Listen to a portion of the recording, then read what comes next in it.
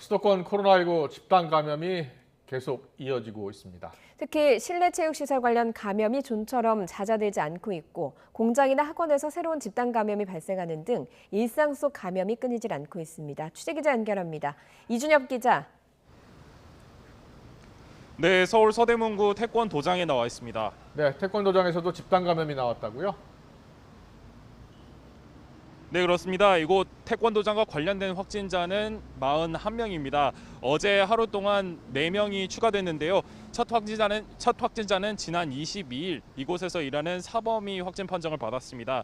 사범이 가르치던 반에서 처음으로 확산세가 번졌고 그 뒤 다른 사범도 감염되면서 다른 반으로까지 바이러스가 번진 겁니다.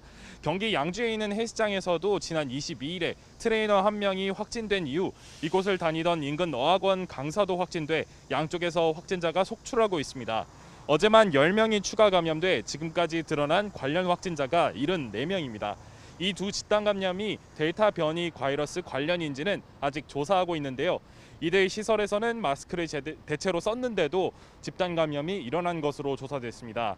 전문가들은 비말과 땀이 많이 발생하는 반면 더운 여름이라 에어컨을 틀면서 환기가 잘 안 되는 탓에 감염에 취약했던 것으로 보고 있습니다.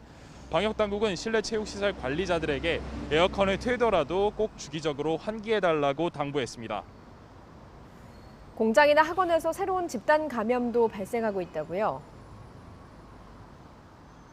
네, 그렇습니다. 경기 양주시 식료품 제조 공장에서 어제 36명이 확진 판정을 받았습니다. 누적 확진자가 37명인데요. 지난 27일 외국인 직원 1명이 처음으로 확진 판정을 받았고 100명 넘는 직원이 진단 검사 결과를 기다리고 있습니다. 용인시 제조업체에서도 지난 28일 외국인 직원이 처음으로 감염됐는데 지금까지 직원 15명이 추가 감염됐습니다. 이 가운데 14명이 외국인인데 기숙사에서 생활해 감염이 번지기 쉬운 환경이었던 걸로 조사됐습니다. 또 서울 송파구 학원에서 지난 23일 강사 1명이 확진된 뒤 지금까지 수강생 등 모두 13명이 감염됐는데요. 이 밖에 기존 사례에서도 감염자가 끊이지 않고 있습니다. 화성시 태권도 학원 관련, 광명시 지하차 자동차 공장 관련 확진자가 3명씩 늘어 각각 누적 20명과 56명을 기록했습니다. 실내 체육시설과 일터, 학원 등 이곳저곳에서 크고 작은 집단 감염이 끊이지 않는 상황인 만큼 방역당국은 이번 주말에도 불필요한 외출은 자제해달라고 당부했습니다. 지금까지 서울 서대문구 태권도장에서 YTN 이준엽입니다.